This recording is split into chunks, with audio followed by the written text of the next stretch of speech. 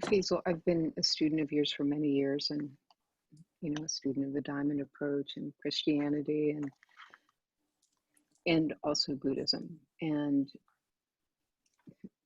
the way I understand it is not so much we create, but that our perception is creation.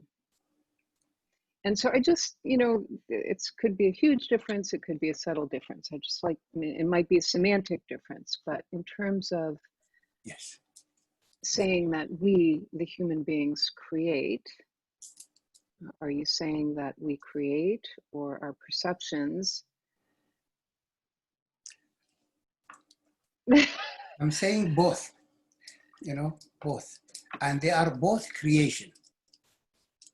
Okay. There is a tree out of my window. I'm looking at it now. Yes. This tree is not the image in my mind. See? But I have an image of it in my mind. Oh. See? So there are two trees now. An image of it in my mind based on this mechanism of perception and an actual tree. Now, the absolutists believe that we have, because we perceive, we have images in this whatever system that we have images, and that what we're seeing is those images. So there is no reality, there is only those images in our mind superimposed on the absolute, on the void. And if these images dissolve, we discover that there is nothing created and nothing to create. I suffer from this perception a lot. I know there is a tree, and I know the tree is different from the image of my mind. That if I lose the image in my mind of the tree, and I say nothing exists, the tree still exists. And who created it? Then comes the mechanism of creation. How is the creation happening? So this, at least for me, proves that there is a creation.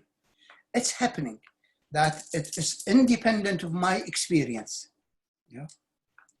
The Zen joke a lot about this kind of Buddhist belief, that they say, like somebody saying, two students were arguing, there was a rock, and somebody said, the rock exists, and the other student said, no, it doesn't exist, it's an image in my mind. And the master was passing by, and he turned and said, your head must be very heavy, if you're carrying that in your mind. The image in his mind is true of the tree. So if he keeps the image in his mind, he will lose the nature of his mind. His mind will be congested by the images he carries. This is what happens to us. We were in the absolute, in the pure state of mind, and we were seeing reality, but those images got stuck on the layer of the absolute within our being. And these images of mother, images of father, psychological constellation, all of those things, became an inner movie, And this inner movie represents the same realm we live in. People and demons and devils every day, thing happening, they say. So they say that if this goes away, then the mind becomes like a blackboard and you erase all the writings in it. This is true. These images in my mind are not the reality. They are images of reality. But reality exists, with or without my existence. I may die, the tree still continues. And my children and grandchildren will see it and will appreciate it. So it's not dependent on me realizing the absolute or not. There is an actual kingdom. And this actual kingdom, we participate in its evolution, in its creation. How can I deny this computer now? I'm looking at you and I'm seeing the picture, and I couldn't do that 30 years ago or 40 years ago. There wasn't. So we made a device, some of us knew engineering and mathematics and made a device. So we created. Look at where we used to live in caves, or mud houses, and now we have skyscrapers and we have airplanes. So we're constantly creating in the physical universe. We're creating and evolving and evolving and evolving. Now the question comes: how is the original of creation, originating creation, happen? Yes. Did I ever tell you the joke of the chief scientist and mud when he went to God? I think so. Okay. Once the chief scientist went to God and said to him, God, it's time for you to retire. It's time for you to take a vacation because we have reached the pinnacle of creation. Now we can create the ultimate thing you have created. He said, what is it? He said, now we can create man, human. God said, okay, show me before I retire. Sounds like a good idea. Show me. I can take vacation. I can retire. So the scientists went and started gathering mud. You know how the story says. God brought mud and then blew the spirit in it. So the scientists started gathering mud to make it the form of human, to blow the spirit in it. And God said to him, no, no, no, no. You make your own mud. Where does creation come from? Right? Creation exists. But the origin of creation was the art of recognizing that this field is programmable. The absolute is programmable. The absolute, in fact, for those who are in the absolute, if you really want to witness magic, go deep in the absolute, be in the openness and the stillness of mind. Don't dissolve completely. Be there and invoke what the Sufi call zikr. Invoke a word that you love. Let's say love or joy. And keep invoking it like a mantra. I advise you not to use a very complex mantra because you will not be able to take the complexity of a creation. Just, I'm talking to the student now, or the friends or the companion.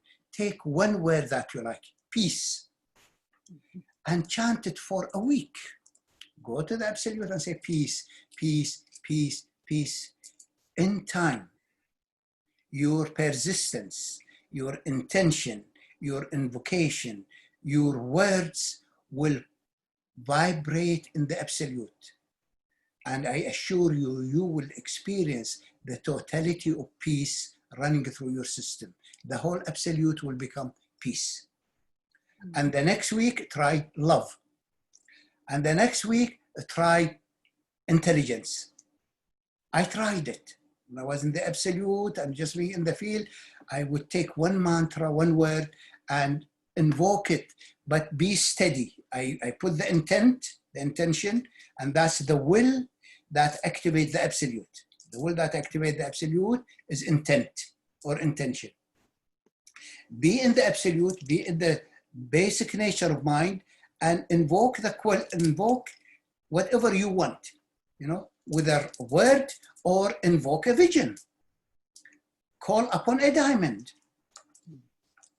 But persist till your molecular structure, your psyche, body, mind, fall together, and you will perceive and you will become diamond or peace or love, because the absolute is programmable.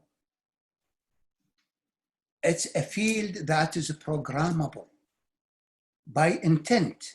Intent, or the will of the point of light, programs the absolute.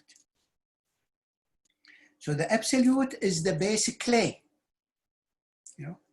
and us, by God knows, maybe as I said, 17 billion years ago or 13 billion years ago, we dictated upon this field the beginning of a creation. How? I don't know. What did we do? I don't know. Who invented the letters and the alphabets that are like the harpsichord that play the chords of existence? There is magic to the kingdom. I still don't know. as I shared with many, many videos, I pray for the one who knows. I know there is one who is what we call God, or the leader. He is the God of God. He is the Mahastar. He is, one who led us into the separation and will take us back to source. And the time will come, to me, the time will come where the spirit and the matter will join in one holistic kingdom. Now they are divided. Divided by perception, by limitation, by psyche, by economic system. Those veils will remove. We will not all evaporate in the absolute, nor will we become rocks and mud and clay and buried sand. No, we'll become a kingdom that is so thrilling to see, so magical to see. Now, only those who reach enlightenment, they can see it. Many who have reached that, they talk about how enchanted they are, how they are taken by the beauty, by the smell, by the taste, by the love, it's with us, this kingdom. So when we reach that level, we will see how creation starts. How did it create in the first place?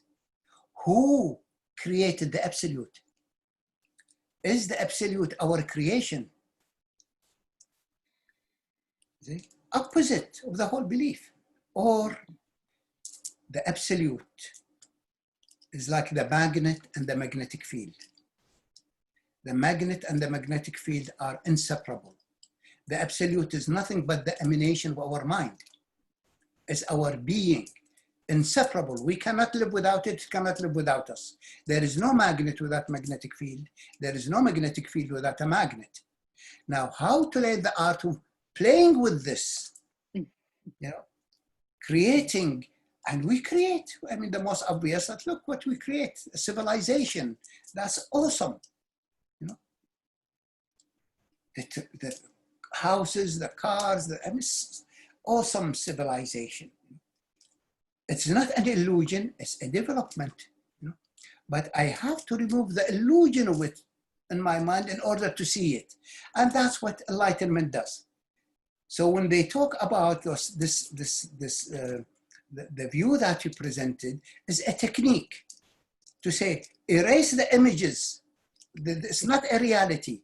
You are only seeing images. True, I am only seeing images in my mind. But when it goes away, would I still see the tree? You bet, except I see it better. There is no veil and static in my mind of the image of the tree, The same thing in the psychology, We all take our ego to be ourselves. I, me, and myself, the Holy Trinity. And when, after long work and teaching and all of this, the student comes a time when he say, I let go of this I. I begin to see that this I is nothing but an image of who I am, an image of my body, an image of myself, an image of my behavior. It's an image in my mind. And when it goes away, my mind opens up and I found there is a self. And this self has an image, but it's authentic image. It's real. So the image in my mind is a replica of the real image of the soul. The image in my mind of who I am is an imitation of my point of light. So when I lose the image, I don't throw the baby with the bathwater. I keep the point of light and I let go of its representation. Like if I let go of the representation of self, I have the self. If I let go of the representation of mother, I have the deep and all the essential feminine states. And if I let go of my father, I have the radiance and all the essential masculine states. So the representation of those are what I need to let go of, not the real thing. The absolute is some of them went to extreme. They throw the baby, they throw the image, and they went into denial of this reality. That it doesn't exist. And that is a technique to reach the absolute in its absoluteness. I have to let go of this, but I know it is real, but I know it's only a limited frequency, and there is something more, and there is something more, and I reach the frequency less, the absolute and stillness and its silence. So it's a technique of letting go of my attachment to the world, of my attachment to, whatever is happening, and in order to perceive the naked supreme reality or supreme state of being. But that's not all what there is. All what we see exists, except the image is not the real. That's all. We need to let go of the image in order to perceive the real. So to me, I hope that explains the dilemma, because I really struggled with this dilemma a lot, that maybe I'm still holding to an image, and I felt, no, the image is gone. My mind is shining and luminous. But in its shining luminosity and simplicity, I still allowed myself to look at the tree. And I felt so beautiful, as if I haven't seen it. The same tree, I used to pass by it every day. When I looked at it without the tree image, I saw a magical being, alive, filled me with reverence. It's giving me oxygen. It's such a beauty. So yes, the kingdom exists. The dilemma is that when we store the image within our mind, we don't see the source of it. We're seeing the image. Eliminating the image, we see the source, but also we see the kingdom. Yeah. The first stages of enlightenment are so delightful, and it erases all the manifestation. And you don't want to even come back to the manifestation. And you just want to be in the absolute and its absoluteness. Enjoy it, but when you land, accept the landing, because you land. You land. And to me, the magic, as I was saying, is that how did we create the kingdom? Not how just to go to the absolute and its absoluteness. How did those frequencies, even if they are illusion, formulate to become 5-dimensional beings? Length, width, height, time, essence, body. If this is an illusion, how did I make this illusion? Isn't this awesome? This eye that sees color, this ear that hears music, this mouth. Even if it's an illusion, I'm not willing to sell it. Really, it's not for sale. It's magical. I want to worship it, take care of it, but not be caught in it, not become materialistic, nor become spiritist or spiritualist. I am material spiritual being. I am the Alpha and the Omega. I contain all the range. And that's the glory of restoring the human back to its humanness, making the right. Really. Because I suffered from that belief. I really suffered. I was struggling so much, by this is just an image, and if I erase the image, it goes away. Yeah, the image goes away, but the tree didn't. And when the piece of rock hits, it hurts. It's not an illusion. Yeah.